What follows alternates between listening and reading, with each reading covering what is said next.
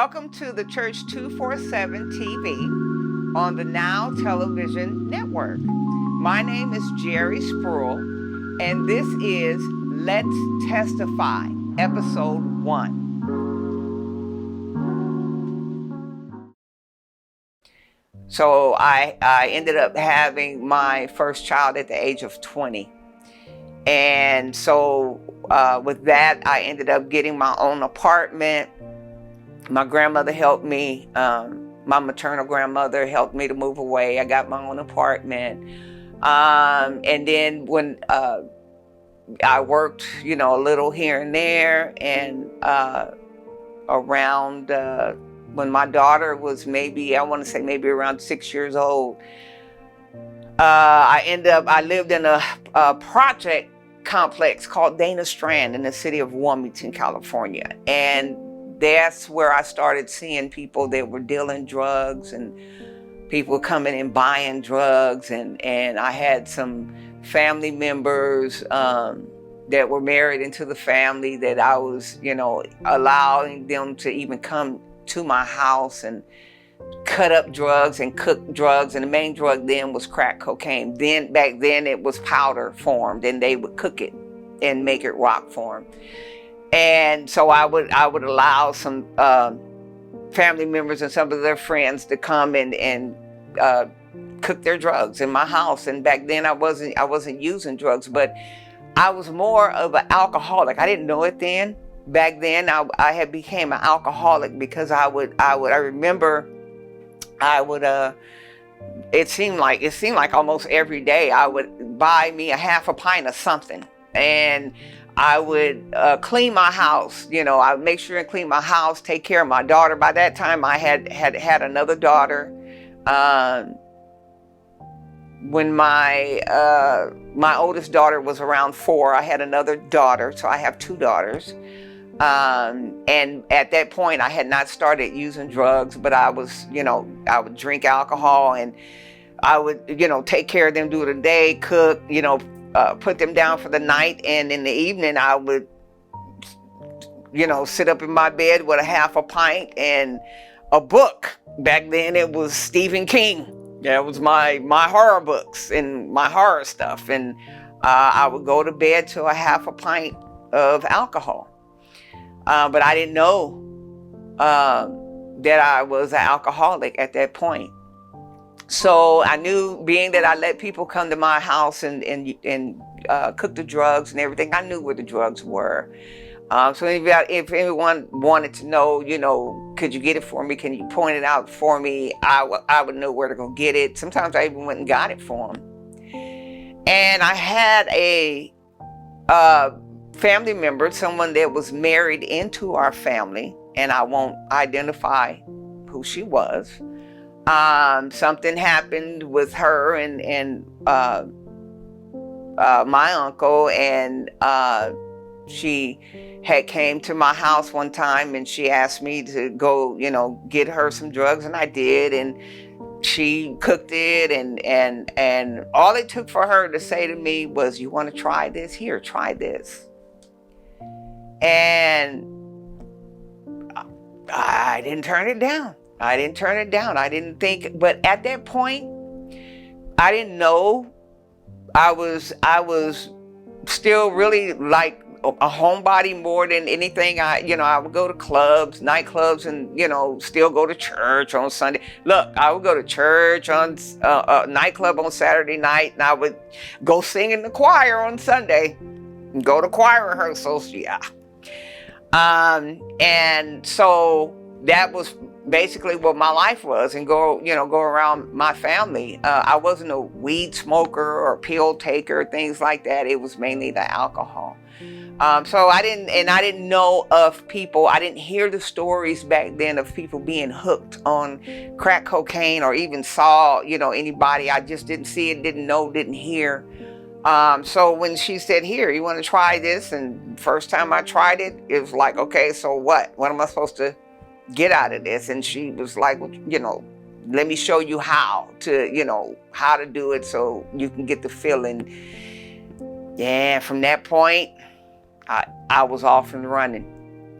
I was off and running. I was hooked on crack cocaine.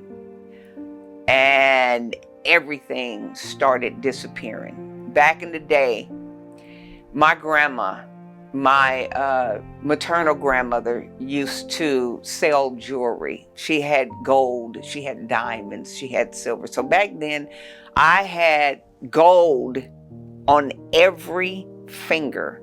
I had chains. I had everything. I just fell in love with gold. Well, as you can see, I'm still in love with gold. But because my grandmother had, I had.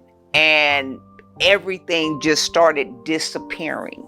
Everything. I pawned everything. I gave away everything. I lived in the projects, and I couldn't even keep up with my under $100 a month rent. I ended up losing my place. I sold the mirrors off the walls. Back then they had the Atari game. I sold the Atari. I sold the washing machine. I sold a makeshift record player that looked like a fireplace with an 8-track tape player. I sold everything that I had, and at some point, I lost the place that I had, and my children ended up living with family members. Thank God for the family. Thank God my children didn't end up with the Department of Children and Family Services, but my family stepped in, and my girls ended up being separated and being raised by different family members because their mom was gone. Their mom was gone. I was gone. I was out there. Now here I am. Here I am out living in the street, and all morals are gone. Everything that I was raised to be a lady and raised in the church, and all the shame was just everything was just gone. And my lifestyle, I did things out there that I would never even think, that I would get into out there. Sleeping in stairwells and sleeping in empty apartments and empty houses, and being afraid to sleep during the night, because the night is when everything would go on, and trying to find somewhere to sleep during the daytime. I slept in parks. I felt more safe sleeping in a park during the daytime. And then at night I would be up selling drugs. I wasn't a drug dealer, but the drug dealers would allow me to take the risk of selling their drugs. Of course, they would try to keep a close eye on you, but I was so stuck on it to where, I didn't think of the risk, of out there selling drugs. I was not a big time drug dealer. Back then they called people that use drugs crackheads. Women that would trade sex for money or for drugs, they called us back then, strawberries. And people would take advantage of people that were out there hooked. They would have you to walk their dog, clean their house, wash their cars, just anything, just to use you for a little bit of $2, $3, $5, or trade, give you some drugs for doing, things for them that people would use people, like me, that were hooked on drugs back in the day. During that era, I had been robbed, raped. I had even had, raped in my own home before I lost it. By gunpoint with a head, your children sleep and somebody in there raping you in your home with a gun to your head on the floor, all because behind drugs. The drugs took me to where I had no thought, I had no fear for going into a store by myself. I did a lot of things by myself. I was so bold. The drugs made me so bold where I would go into a store and grab an empty basket and just walk through the store and just put things like microwaves, a vacuum cleaner. I would steal baby milk. That's probably why the milk is all locked up now. The Infamil and Isomil. You notice the things are locked up. I probably had something to do with that. But I would still, anything that I could take and sell to the local small stores or someone on the street, and they would buy the products. But I would be so bold. I would go in there and fill the basket up and walk out the store just like as if I had bought it. But that's what the crack did. That's what it did. It just took away all the fear. And even to a point where at some point I had a car, I had a vehicle, but at some point I didn't. And I would walk out of the store without a vehicle and walk down the street with a shopping basket full of stolen stuff. No fear. And so with all those different things, I have been in and out of the county jails, the prison systems. I have been in Avenal State Prison, Silver Brand County Jail back in the day, Twin Towers, CIW Women's Prison, Malibu Firefighting Camp. I've had several transporting drugs, sales and possessions of drugs, of cocaine, and all kind of felony charges. I would get a charge. I would go in, do my time, come out, do my parole, get off of parole, get a new charge, get a new case, go in, do my time, come out, get on parole, get off from parole. And so I had several felony drug charges, trafficking on my record, and so yeah, even where I at some point my mom paid for an attorney to mandate me to go into a drug treatment program, and I've had that opportunity, but it didn't turn out to be much of an opportunity because back then they had what they called attack therapy. And so in the drug treatment, then they would do things like put you in the middle of a circle of people and allow everybody outside the circle to call you out of your name and tell you how bad of a mom that you are, and just badger you. And that's what treatment was. And if you got out of line, whatever that out of line was, they would put you on what they called monad. Monad would be where you would have to sit on a bench in the lobby and you couldn't talk to anybody. Nobody could talk to you. You would wear a sign around your neck, stupid, or whatever the sign would say. And you would have to sit there. You would have to sit there as long as they tell you to. And then back then also they would cut your hair. People had their hair cut. And so that particular mandate into treatment, and if you were to leave, you weren't locked in. There were no bars. If you were to leave, that's when you would go and do your time in jail because you left the program that the judge mandated you to do. That particular program, yeah, I left, I went to jail. And I remember, and that was my first stay in the penitentiary, in the state penitentiary. And off of a 3-year sentence, I did 16 months, 19 days in a wake up. That was my first jail sentence from leaving the drug treatment program. So the next time that I had the opportunity to be mandated into a program, I refused it. I said, send me to the penitentiary because I felt like I had more freedom in there. And I didn't have to sit where somebody was calling me out of my name and telling me how bad of a mom that I was. So I chose to go to the penitentiary. And so I did that at least 3 times. And so, one of the things that I want to say also is, a lot of times people will look at someone that's out there and struggling and stuck and on drugs or on alcohol, even with mental health issues. They, you got your demons, and you got, it really being out there, and it really works a lot on your mind. It works a lot on your mind.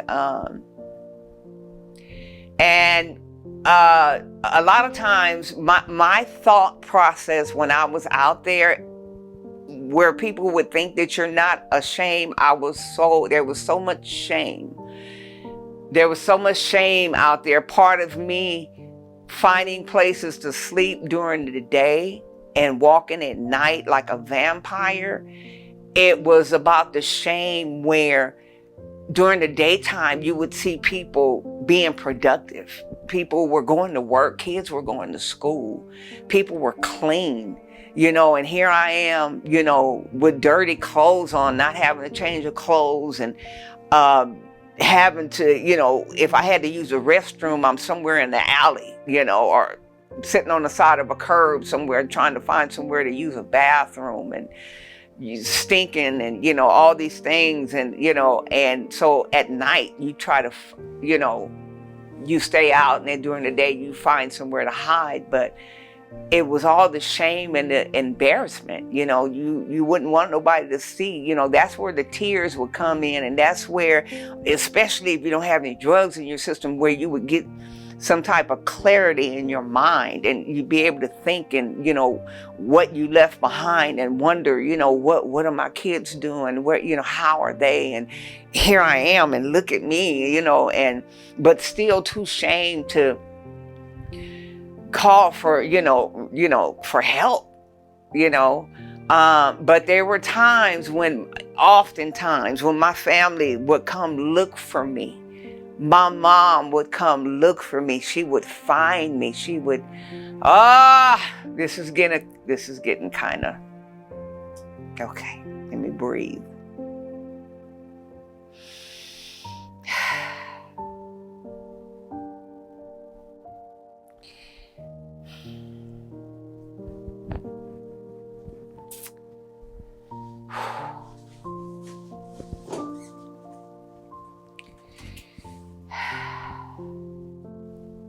My mom,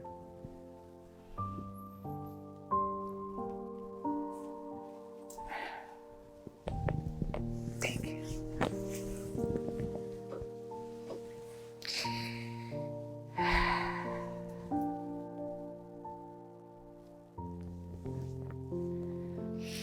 My mom would come looking for me many times.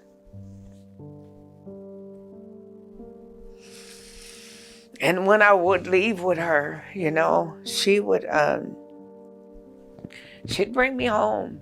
She'd bring me home to her house, and she would, give me clean clothes, and she would fix me something to eat, and make sure that I eat, and make sure that I got some sleep, and would get some rest. She wouldn't badger me. She wouldn't, tell me off or talk bad down to me or bad about me. She would always try to encourage me, take care of me, and hope, that, this time I would stay home, And then I'd be around my girls, at some point.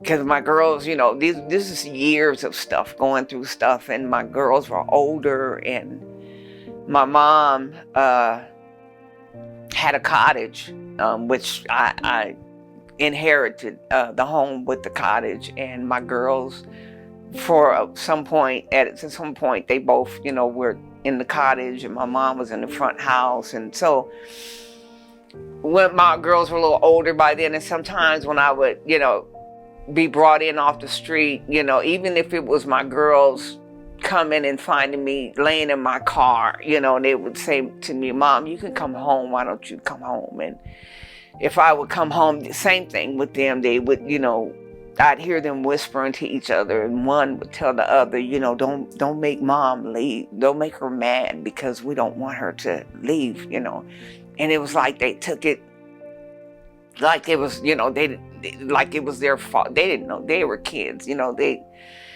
I felt like as if they thought it was their fault, or they didn't want it to be their fault if I left again, and went back out, in the street. And so this went on for years, from my mid-20s up to like 39 years old. And there were other family members, not just my mom and my daughters, my grandma, my maternal grandma, other family members on my dad's side, they would, if they would see me, they would just love on me, if I were to go to my aunts or something, and they would let me sleep, they would feed me, they never mistreated me. They always showed me love. So I didn't have that. With my family talking negative to me or anything. They always loved on me. And I believe that was, that was just God, it was just God. And so they always tried to help. And then there were different times when I tried to help myself, but I was always against going into a drug treatment. I was against that because of, what I experienced, from the very first. And so there were many times when I tried to leave the drugs alone. I would fail, all down through the years. I tried and I would always fail. And that's what, this is my thinking. That's what people I don't think their mind would go there, looking at somebody that's out there addicted. If you ever even tried to get yourself together but I did. I tried, and it didn't work for me. And for me, by myself, it didn't work. But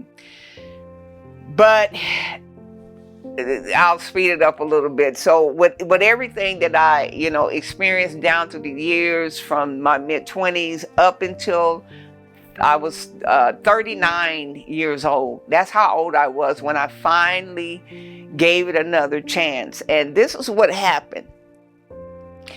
Somebody that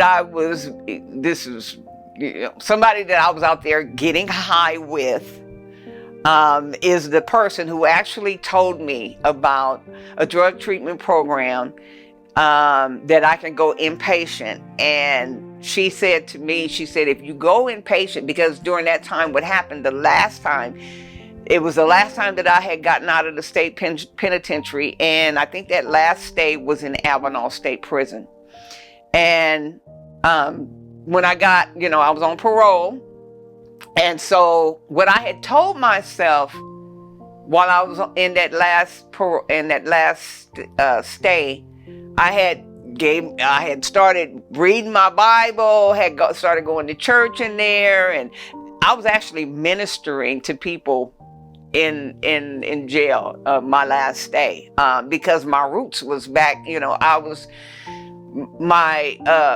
I had some clarity. I was able to think, and I really believe God was talking to me. I went back to the roots, and and I gave myself back to the Lord. I know some people, they're talking about jailhouse, what is it they call it? Jailhouse religion, or, but I really, in my mind, had given myself back to the Lord, and people, would listen, when I would minister to them. And in my mind, I was going to run straight back to the house of God when I got out this time. And the closer that it got to me being released, then the enemy came. Now I know it was the enemy, And I was thinking, because in prison you don't have bathtubs, you only have showers. And so back then they had this bubble bath that they call Calgon. And I would always hear this commercial, Calgon, take me away, right? And you got this, they're really just beautifying taking a bath. And so in my mind, towards the closer I got to being released, here I am thinking, okay, so, I owe myself, I owe it. I'm thinking the enemy is talking, the enemy being the devil, demons talking to me, saying you owe it to yourself to treat yourself. You've been locked up, and so the plan was I'm gonna get me some Calgon. I'm on the way home. I'm gonna get me a half a pint, and this is exactly what I'm gonna get me: a half a pint of N.J. brandy, and I'm gonna get me some Calgon, and I'm gonna make me a bubble bath. And the enemy was saying, and God will forgive you. God, you're just going to relax and take a bath and have your little drink, and God will forgive you. And then you just, ask God to forgive you and go on and be that Christian. So when I got out, I caught the train from Avenal, was a couple hours away. I caught the train from where Avenal is to the Union Station downtown LA, from where my mom picked me up. I had her to stop by the liquor store, and I got my little drink, and I started drinking before I even made my bath water. I never made it to the bathtub. The alcohol woke up everything inside of me. It woke up the craving. The more that I drank, the more I heard in my head, you can just go spend $5, just $5, and get you just one hit of crack of cocaine. Because the alcohol, and this is everything that was going through my head, the alcohol will balance it out. And, you can just have it, just that last one, and you'll be, you can get it together, ask God for forgiveness, and you're good. Never made it to the bathtub. I went and I got that $5 hit, and I was off and running again. And it was for at least a month, and I was gone. I had a car. I'm hitting every corner. I'm back in the street, back real heavy. It's like every time I went back on it, it was worse than before. I'm back real heavy on it. And now, but I don't want to go back to the penitentiary. So everything that I see, I think it's my parole officer. And the lady I was getting high with, that she's the one that I said told me about, if you go and get in treatment on your own and call your agent after you get in there, then more than likely she'll mandate you to stay in the treatment program. So finally, that's what I finally went and did. I can't recall everything that happened on the day before I went, but what ended up happening, I went to my mom. I let her have the keys to the car. My mom, of course, fed me. She bought me clothes. We got on the phone. We called Salvation Army Safe Harbor downtown LA and made an appointment for me to go in for an interview. And my girls were there at the house, and they just loved on me. They wanted to make sure, I ate good. I had a good bath. I had nice clothes. They wouldn't bought me clothes for me to take to the program, if they were going to let me in. And they went with me. I went to Salvation Army Safe Harbor downtown LA, had my interview, and they let me in.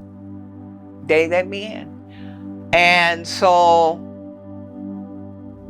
from that point is where I met other people with a testimony, with testimonies like mine. And the people that in there that had testimonies were people that were in high seats. They were supervisors, they were program managers, they were counselors, they were advocates, they were in high positions, but they had been there and done that. And so that is where I found out more about me. I found out and was able to allow God, I gave my life back to God for real. And this was back November the 6th, 1998 is when I walked into the doors of the Salvation Army Safe Harbor, and I gave myself back to God. And there they had church services and everything. I had they called them advocate, a drug counselor. I had an advocate then that was actually a minister of the gospel. And she had also had her own history. And from that point, God just cut a path. He cut a path for me.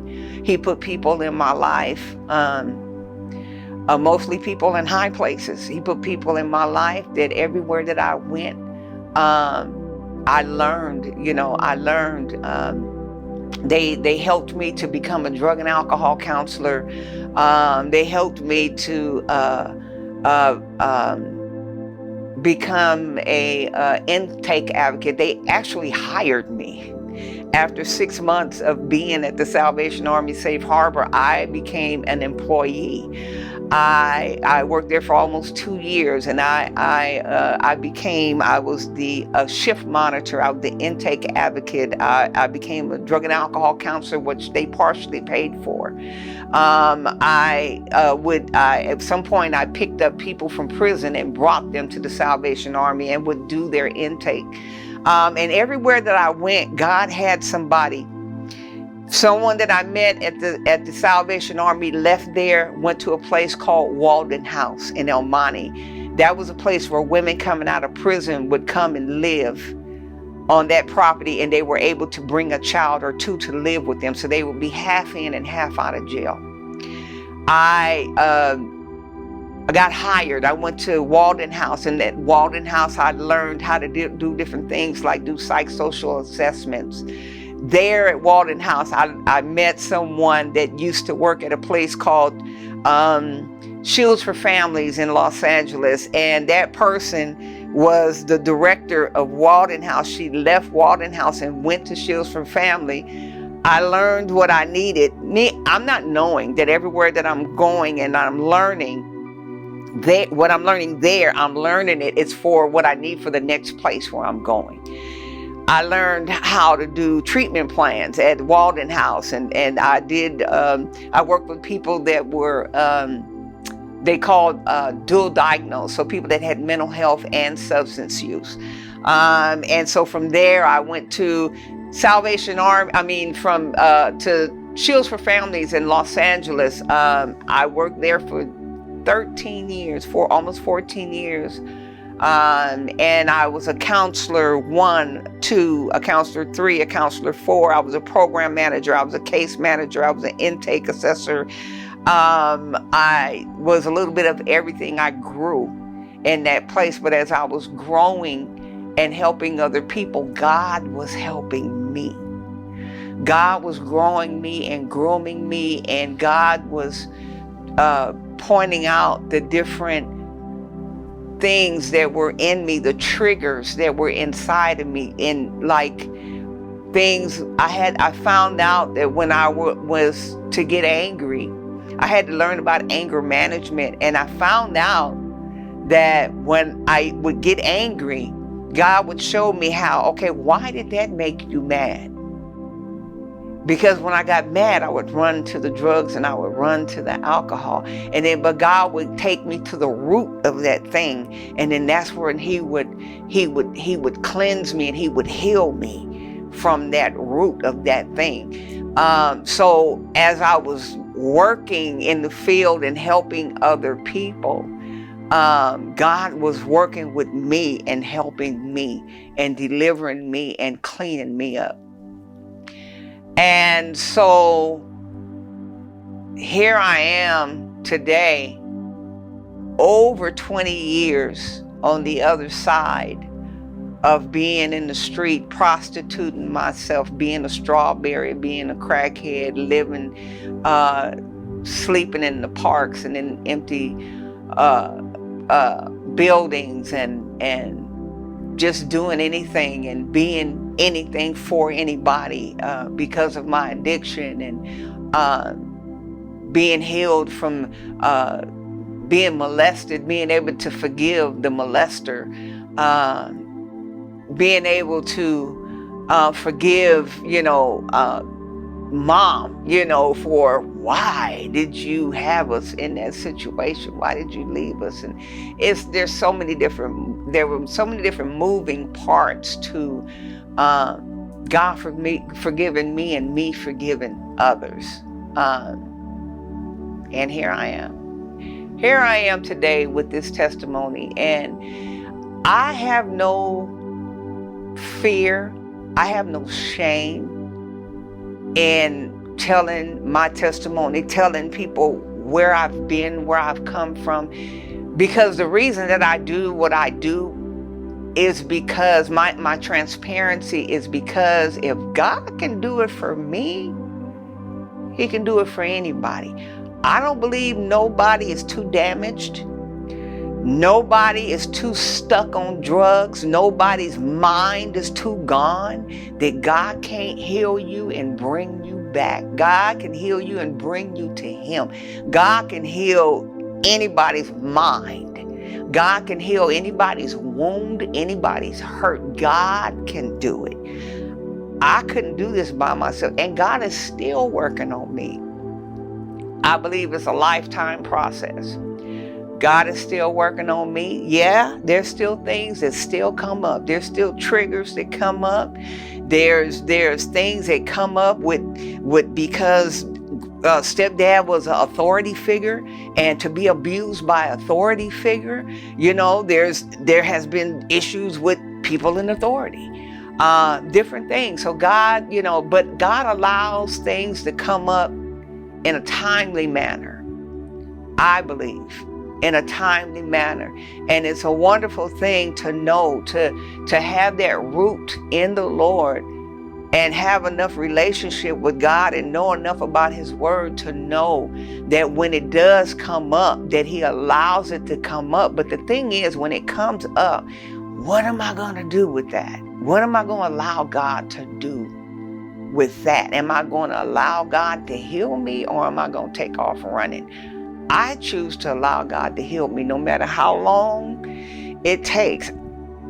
I remember when I was in Malibu firefighting camp and I was climbing mountains. I was a firefighter. It took a while to get to that point.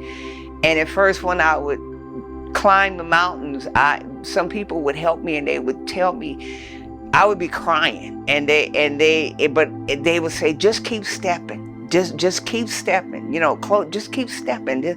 No matter how small your steps are, just keep moving, And so that's one of the things that I took on. And I want to say to anybody out there that's watching, no matter what it is that might have you hostage right now, or that had you hostage, if it's something that you're trying to get away from, to get out of, you're trying to give it to God, and you mess up, you know what? Don't give up. You just keep stepping. It don't matter how small the steps are, if it's inch by inch, just keep moving. Keep stepping, keep trying. As long as you got breath in your body, there's always a chance. You always have hope in God, and God can always bring you through, pull you through. Don't give up. Keep stepping, keep moving. It's an awesome thing for me right now. My life, the life that I live now, it's all God. The life, even there's so much more that I can tell you about what God has me doing now as a profession. And it's all coming from God delivering me and God cleaning up some things, even in my background. God cleaned up some things where I've been productive. God has taken care of me all these 20-something years. I have not been without a job. I have been able to be employed, even with the felonies on the record. That's another story. But even where I work now, the title that they have, the governor has signed to be of a help to the world. They call it being a peer specialist, and its bottom line is people with lived experience. It's people that have a testimony. It's some people that's been there and done that, and God has pulled them through. And I am one of those people. So I want to thank you for allowing me to share portions of my testimony, because it's been years of a lifetime of, a lot of things, but I think you get what I'm trying to say. So thank you, and God bless you. And no matter what, please continue to pray for me.